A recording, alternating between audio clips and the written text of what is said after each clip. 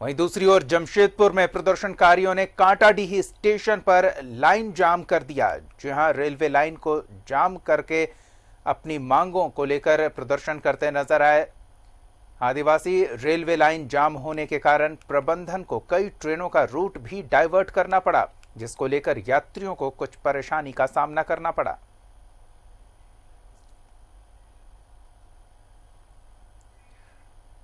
तो सरना धर्म कोड को जल्द लागू किए जाने की मांग को लेकर राष्ट्रव्यापी रेल रोड चक्का जाम अभियान में आदिवासी जुटे हैं, सड़क पर उतरे और कई जगहों पर प्रदर्शन करते नजर आए। हमारे संवाददाता प्रवीण और अधिक जानकारी के साथ जुड़ रहे हैं। सीधे रुख करेंगे जमशेदपुर का और उनसे जानेंगे कि आदिवासियों के इस प्रदर्शन को लेकर क्या स्थिति बनी है। जी प्रवीण। दीपक, हम आपको बता दें कि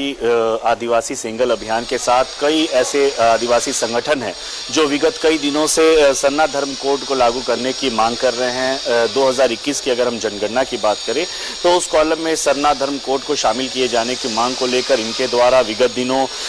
विभिन्न राज्यों में 5 राज्य बिहार, झारखंड, बंगाल, बिहार, उड़ीसा और असम जैसे राज्यों में इनके द्वारा जो है एक रथ, सरना रथ रवाना किया गया, जहां पर आदिवासी समाज के लोगों को जागरूक किया गया कि वे अपनी मांग को लेकर वो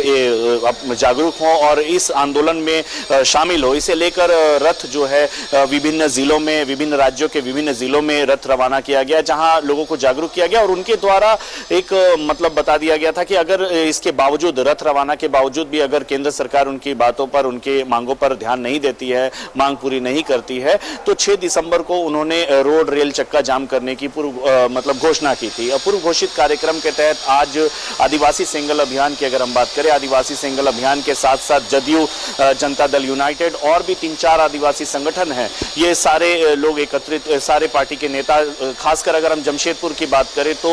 पूर्व सांसद सालखन मुर्मू के नेतृत्व में जो आदिवासी सिंगल अभियान के राष्ट्रीय अध्यक्ष हैं, उनके नेतृत्व में करंडी मुख्य टाटा हाता मुख्य सड़क को जाम कर दिया गया। लगभग आधे घंटे तक सड़क जाम रहा, जिससे टाटा हाता मुख्य सड़क में चलने वाली जो कई वाहनें जो हैं वो इस जाम में फंस गई और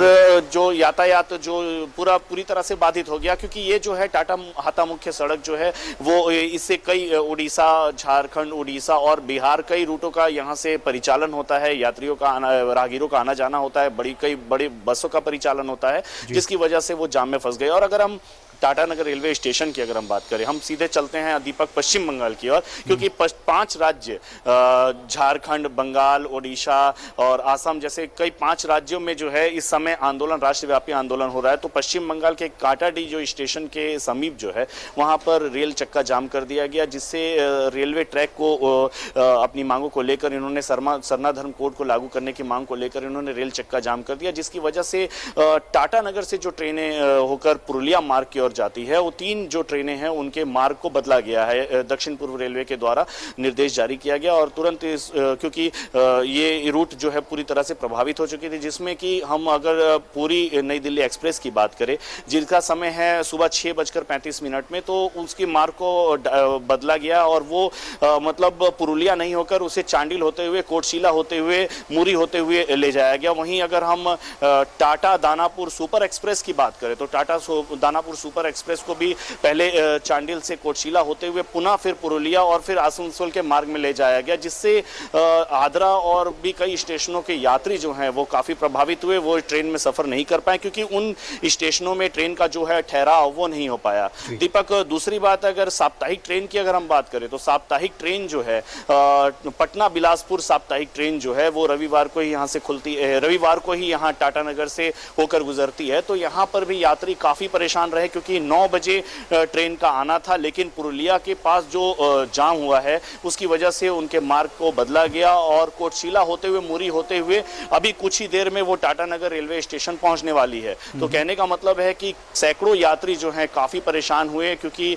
3 से 3.5-4 घंटे हो गए हैं, ट्रेन अभी तक आई नहीं। और जो कोविड का जो चक्कर और कोविड की वजह से जो स्टेशनों में अगर हम बात करें तो किसी तरह का कोई स्टॉल नहीं है, खाने पीने की व्यवस्थाएं जो है वो पूरी तरह से चौपट हो चुकी है और और भी बहुत सारी परेशानियां होती है यात्रियों के समक्ष, जो काफी परेशानियों का इन्हें सामना करना पड़ा। तो कहने का मतलब है जो राष्ट्रव्यापी आंदोलन जो है उसका असर टाटानगर रेलवे स्टेशन, टाटा पुरुलिया मार्ग में भी देखने को मिला। और अगर हम जमशेदपुर के मुख्य सड़क की बात करें तो करंडी सड़क को जाम कर आदिवासी सेंगल अभियान और विभिन्न संगठनों ने अपना रोष जाहिर किया और केंद्र सरकार को मांग की केंद्र सरकार से कि जल्द से जल्द जो 2021 के जो जनगणना है उस जनगणना में सरना धर्म कोड को जो है उस कॉलम को दिया जाए। बिल्कुल, तो इन मांगों को लेकर सड़क पर उतरे, प्रदर्शन किया, रेल चक्का जाम किया, सड़क पर यातायात व्यवस्था को बाधित कर दी गई, यात्रियों को परेशानी हुई। लेकिन अब तो इसका फैसला केंद्र सरकार के हाथों है, तो केंद्र सरकार तक आवाज पहुंचाने के लिए सिर्फ झारखंड में प्रदर्शन, या फिर क्या कहना है प्रदर्शनकारियों का, केंद्र पर दबाव बनाने की ये कोशिश? दीपक, हमने बात की पूर्व सांसद सालखन मुर्मू से। उनका कहना है कि राष्ट्रव्यापी, जिस तरह से हमने पश्चिम बंगाल की अभी बात की, कांटाडी के निकट की बात की, जिस तरह से रेल चक्का जाम हुआ है, तो अगर हम टाटानगर से पुरुलिया मार्ग की अगर ट्रेनों की बात करें तो सिर्फ यहाँ से 3 ट्रेनें जो हैं उनका मार्ग बदला गया। लेकिन अगर हम पूरे ओवरऑल पूरे देश की अगर हम बात करते हैं तो जिस तरह से 5 राज्यों में ये राष्ट्रव्यापी जो आंदोलन, 1 दिवसीय राष्ट्रव्यापी जो रेल रोड चक्का जाम जो आंदोलन इनके द्वारा किया जा रहा है, उससे कहीं ना कहीं जो है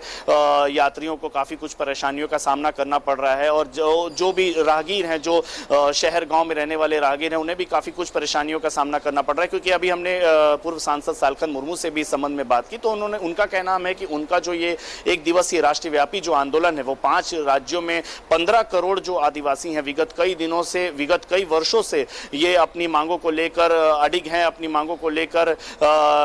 लड़ाई लड़ रहे हैं, पर इनको अब तक सरना धर्म कोड को जो है शामिल नहीं किया गया, उन्हें वंचित रखा गया। वो काफी मतलब वो शोषण के शिकार हुए, काफी कुछ परेशानियों का सामना उन्हें करना पड़ता है, लेकिन जो देश में उन्हें एक मान्यता होती है वो उन्हें नहीं मिल पा रहा है। तो ऐसे में जो 5 राज्यों में इनके द्वारा जो 1 दिवसीय राष्ट्रव्यापी आंदोलन, 1 दिवसीय आंदोलन जो आज जो हो रहा है वो काफी प्रभावित करेगा केंद्र सरकार को। और उनका कहना है कि केंद्र सरकार के द्वारा उनकी मांगों को जो है वो माननी ही पड़ेगी, क्योंकि इनका जो आंदोलन है वो पूरी तरह से सफल है।